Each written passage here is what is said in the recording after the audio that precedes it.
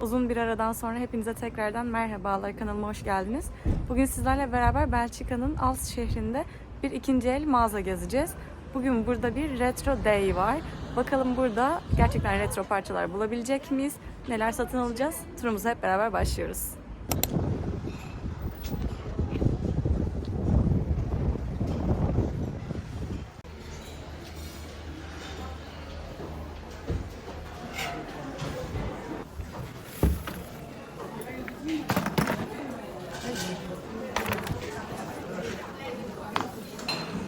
Girişte direkt bizi bu şekilde objeler karşıladı. Bakalım neler bulabileceğiz. Şöyle bir dergilik var.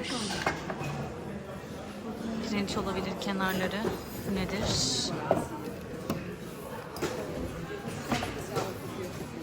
Mektup ya da böyle zarflık olabilir. Ama bu ne olduğunu çözemedim. Bilen varsa yorumlara bırakabilir.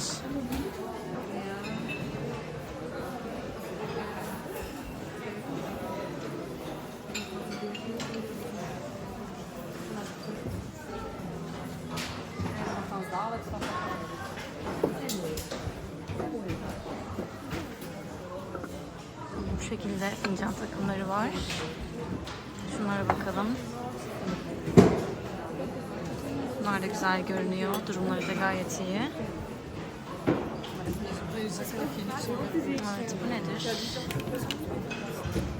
Radyo galiba.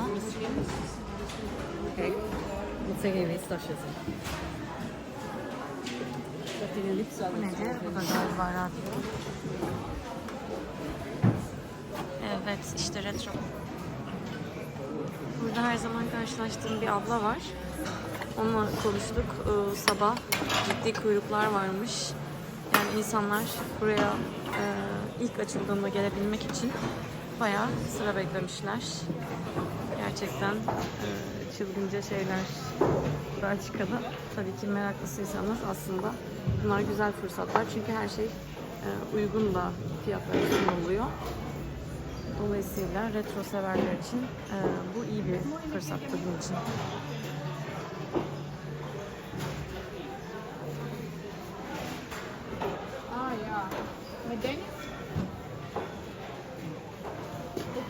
Vitrin 150 euroymuş mesela bu.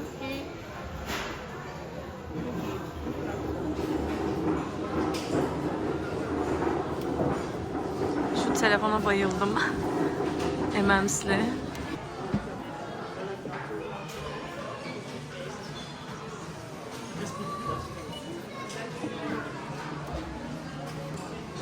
Bu şekilde sandalyeler var. 4 adet. Dolap 250 euroymuş. Tabii ki bu Retro Day olduğu için bu şekilde. Normalde burada fiyatlandırmalar gerçekten çok daha uygun. Evet, bu neymiş? Ünlü birinin tasarımı zannedersem. Bu yüzden 4 tanesi 800 euro. Evet, şu masa da harika. Sehpa. Çok güzelmiş. Devam edelim. Bu da çok güzelmiş. Meraklısına şunlara da bayıldım. 3 adet. Pirinç zannedersem fiyatı 38 euro. Yani gerçekten iyi durumda bir sehpayı 38 euroya buradan alabilirsiniz. Yine sanki bir servis kokteyl masası gibi. Bunun da fiyatı 12 euroymuş.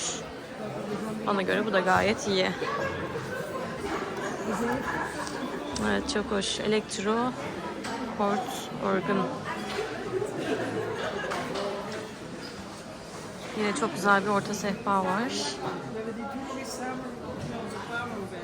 Burada insanlar olduğu için onları çok çekmek istemiyorum.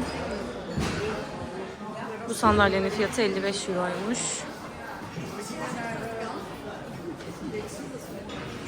Şunlara da bayıldım. Kenarı bu şekilde halat desenli, aynalı cam. Yine pirinç olduğunu düşündüğüm ayaklar. 45 euro diyor. Bu da bence gayet iyi, bunun da fiyatı. Şu askılıklar çok değişikmiş. Siz ne düşünüyorsunuz? Güzel koltuklar var yine.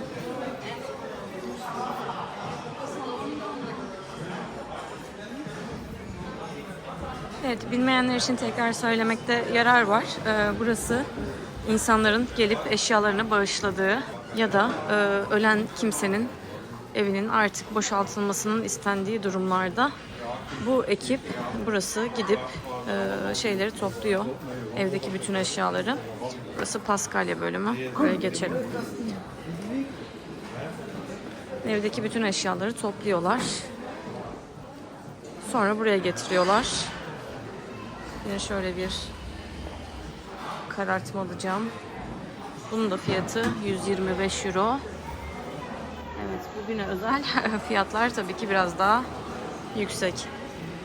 Bu nedir? Sadece bir süs obje zannedersem. Bu da çok hoşuma gitti. Sanki böyle boynuz gibi.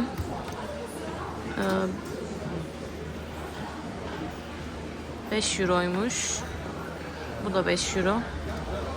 Tane olarak 5 euroymuş. Evet, devam edelim. Yine bunlar da bana göre tam bir retro. Tanesi 10 euroymuş. Evet, gayet güzel.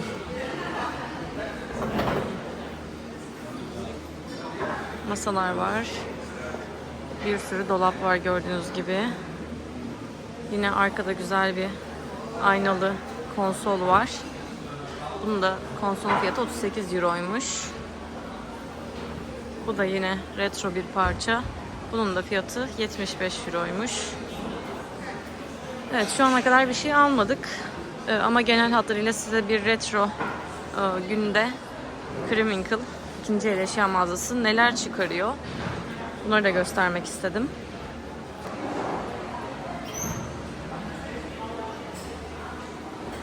Evet, bu şekilde sıradan geziyoruz. Güzel bir vitrin var burada. Bu vitrinin önü zannedersem. Bir de şöyle bakalım. Ama burasında da dolap bölümü var. Değişik bir parçaymış bu da. Evet, şöyle devam edelim.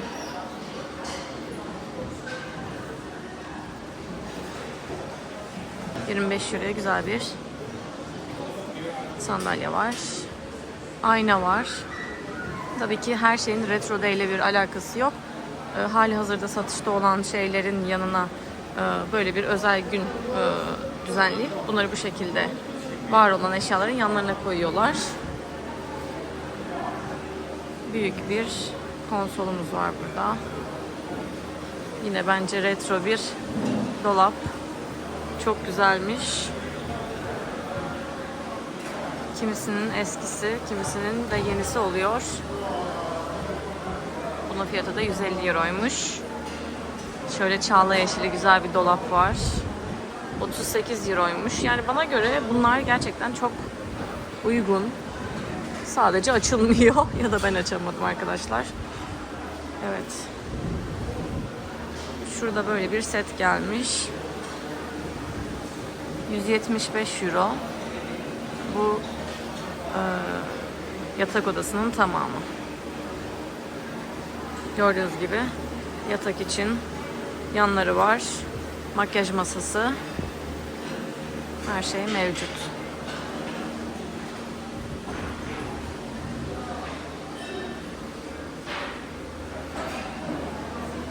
Burada oyuncaklar var. Şuraya bakalım. Çatal bıçaklar var gördüğünüz gibi. Henüz böyle kutusundan hiç çıkmamış, açılmamış eşyalar da bulmak mümkün. Şu ilgimi çekti.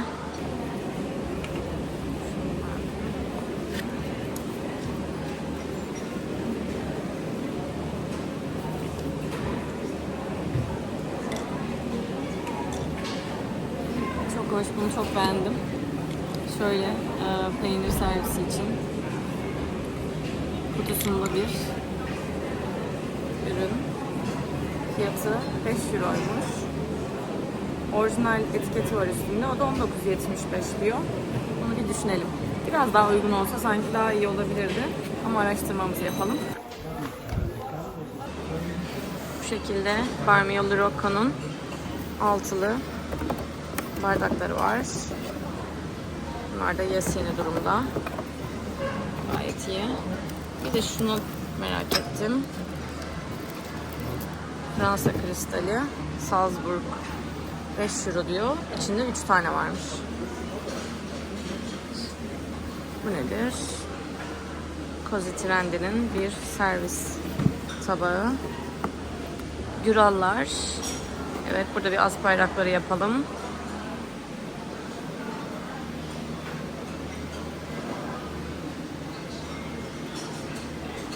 Evet, burası özel bölüm. Maddi değeri daha yüksek olan şeyleri sergiliyorlar. Buraya bir bakabiliriz. Bazıları açık arttırmada oluyor internet sitesinde. Dolayısıyla onları iç tarafa da koymuyorlar.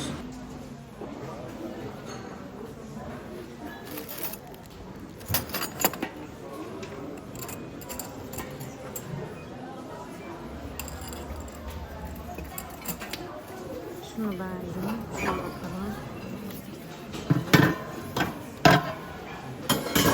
Evet. Danimarka yapımı. Bunu da sepetimize atalım. Gelmişken genel bir turda atalım.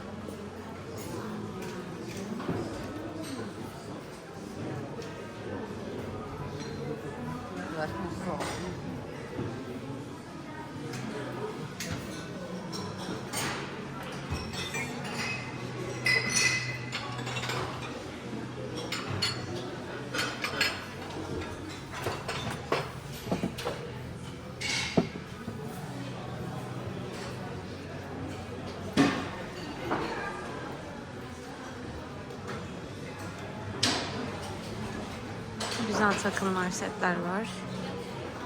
Wow, şunlar çok güzelmiş.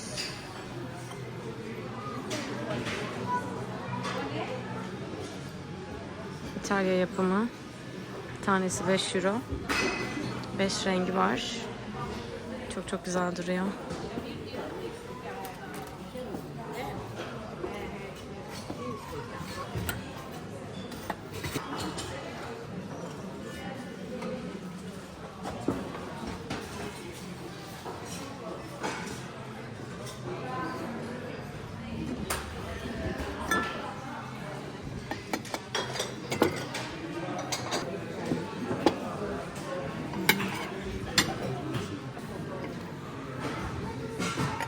€1,5. Gayet güzel bu da. 1 euro.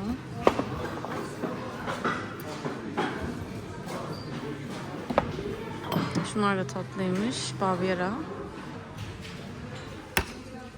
Evet, ama ben pek artık bardak ve kupa almak istemiyorum. Wow, bunlar çok güzelmiş. Bunları beğendim. Çok orijinal, çok güzel bir şey buldum.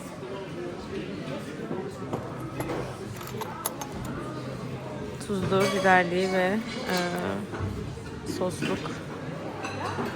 Böyle bir set var. Servis seti.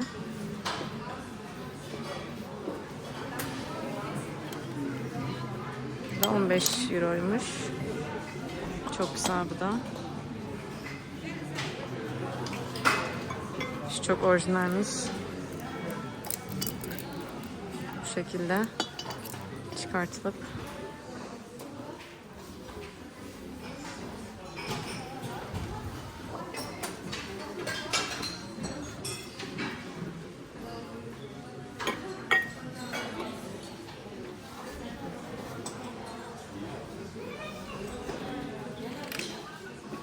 ne güzel bir set. Şuradan devam edelim.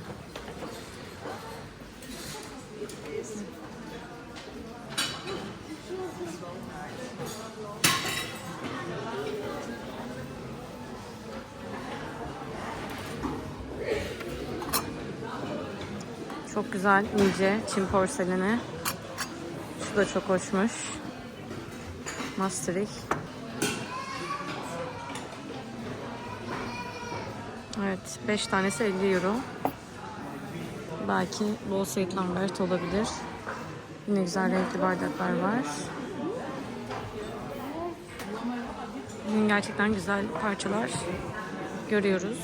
Bu aperatif servislik, böyle işte fındık vesaire dökmek için şu şekilde kullanılıyor. İlginç parçalar. Bunlar da çok güzelmiş. Bir tanesi 5 euro. 8 parça 25 euroymuş.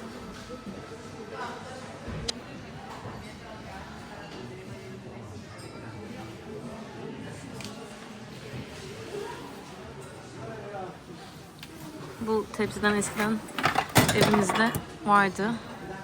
Yine bir şey kırdık. Şaka, kırmadım tabii ki. Çok hoş. Yerine koyalım. Şöyle.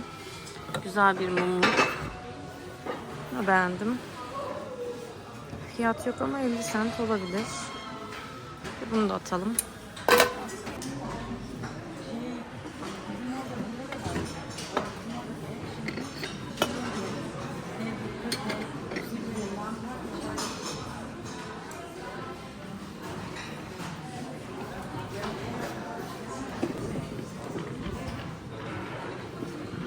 Kattor'un eski çikolata kutusu galiba. Çok güzel. Evet, Retro Day turumuz tamamlandı. Umarım keyif alarak seyretmişsinizdir. Size göstermiş olduğum parçaları satın aldım. Benimkiler çok retro değildi ama ben yine de Retro Day için koydukları ürünleri beğendim. Siz de beğendiğiniz şeyleri yorumlara bırakabilirsiniz. Bu ve bu tarz içerikleri seviyorsanız kanalıma abone olmayı ve videomu beğenmeyi lütfen unutmayın.